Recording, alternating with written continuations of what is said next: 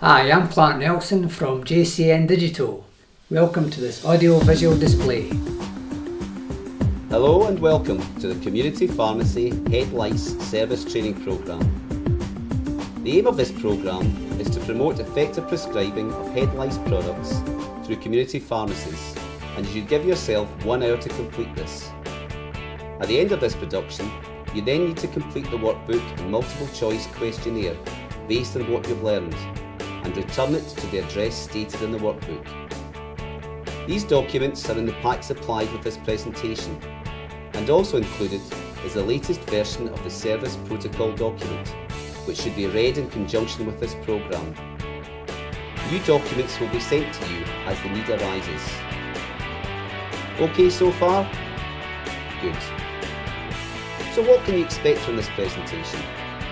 Well, we're going to cover the following areas, which in turn will give you the necessary knowledge to help your customers. 1. You'll find out how the service works. 2. Get some facts about head lice. 3. Find out who is liable to get head lice and how head lice are detected. 4. Who you should be treating. 5. What treatment should be used and why it sometimes fails. 6. How you order the products.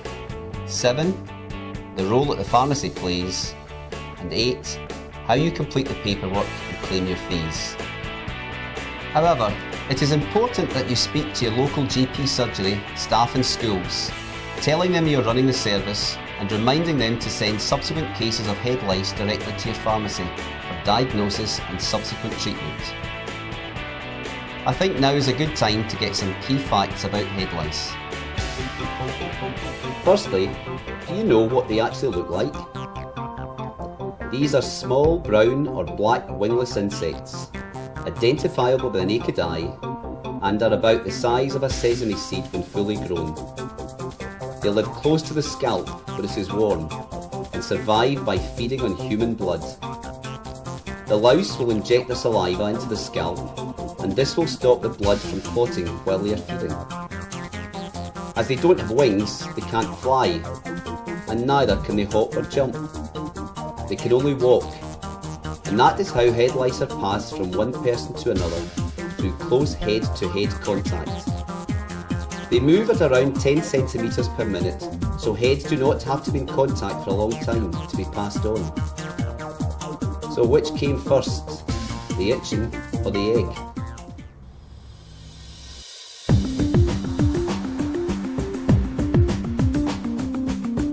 Eggs are laid by the female and cemented to the hair shaft and are translucent or brown in colour.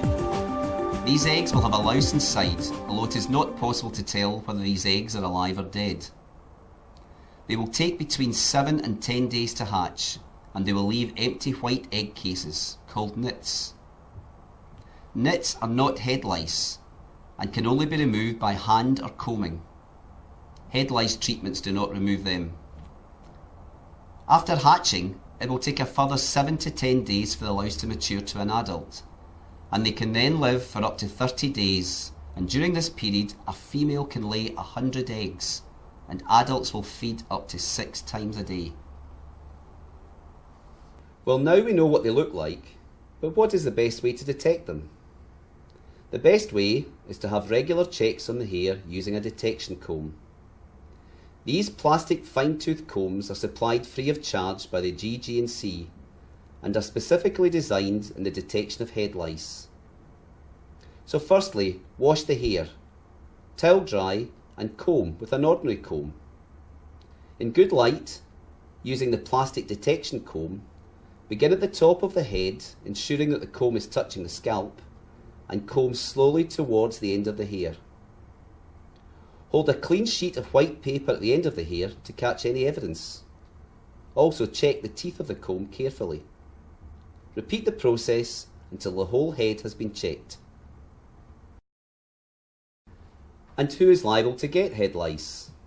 Well, infection is common among children, especially between the ages of 3 and 11, as lice are passed through head-to-head contact as the children play closely together. It is also slightly more common in girls, as they tend to be more affectionate and play closer together. However, all members of the community are at risk of infection. Head lice will infect long, short, clean, dirty, permed or dyed hair, although it is thought that it may spread easier in those with short hair.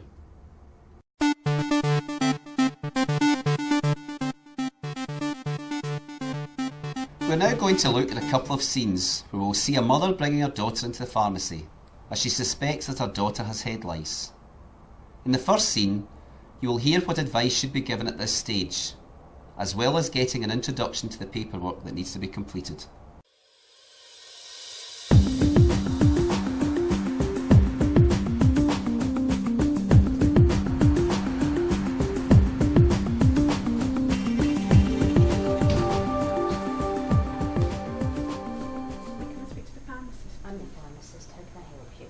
Daughter, she keeps scratching her head and there's a kind of pepper-looking dust on her pillow in the morning. All right. Okay, I think it might be head lice, but we have to be sure if it's head lice or not before we treat it for head lice. So what I'm going to ask you to do is to take this leaflet home, and it tells you what to do inside it. But basically, what I'm going to do is ask you to wet comb your daughter's hair. Do you know how to do that? No. No. Right, well basically you wet your daughter's hair and you use this fine tooth comb. In scenario 1, there were 5 main points to remember. 1. Show empathy with the customer. Remember, they may be embarrassed at the mention of head lice.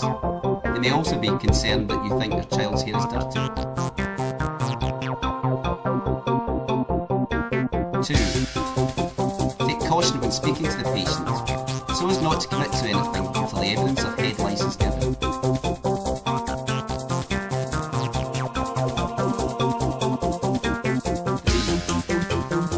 Give a copy of the stop nitpicking leaflet from the code.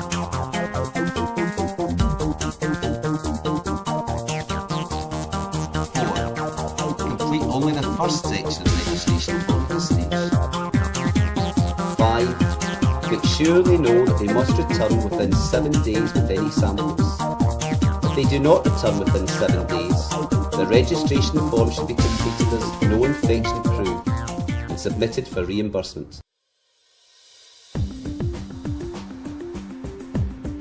In the second scene, we will see them return to the pharmacy, complete with the evidence.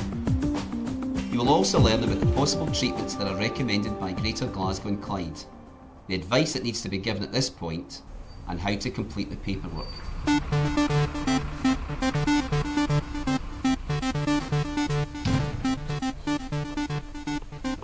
I help you? Hi, I was in 4 days ago discussing my daughter's molly scalp with you, and you told me to come back if I found anything after wet combing. Here's a leaflet, and as you can see I found these small brown things both in my daughter's hair as well as my husband's hair. Okay, I think that's definitely head lice. If you just want to make your way over here. Okay. Yes, I'd say both of them have head lice. Now there's 2 recommended treatments for head lice.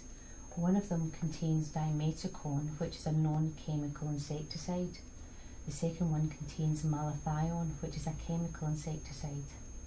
I'm not too keen on my daughter having chemical products. My husband wouldn't mind either way. In fact, he'd probably prefer the chemical-based treatment. Okay, we'll start with mollies then.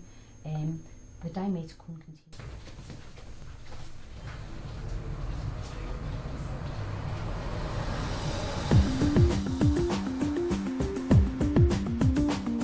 From scenario 2, there were 4 main points to remember.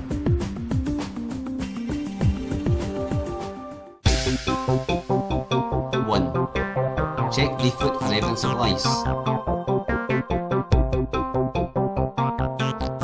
2. Make sure options are explained. Dimetacon base and malathion base. For the most up-to-date treatment recommended in NHS Greater Glasgow and Clyde, please refer to the latest information contained in the service protocol document.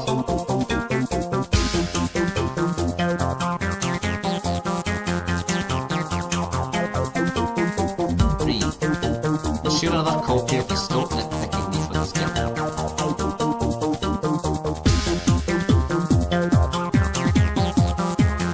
4. rest of the registration form.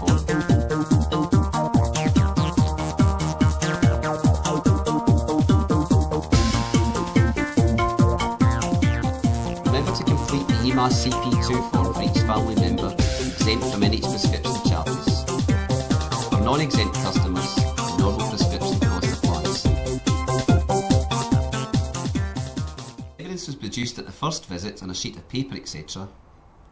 Or where a patient comes to the pharmacy via the fast-track referral system, a practice nurse, health visitor, GP, etc. can diagnose a patient as having head lice. Why does treatment fail? Well, there are a number of reasons for this. Inadequate or incorrect application, reinfection, use of ineffective product, shampoo formulations, chlorine not effectively removed, swimming. Check if the customer is a swimmer and refer. We hope that you've enjoyed this presentation and that you feel ready for your first customer.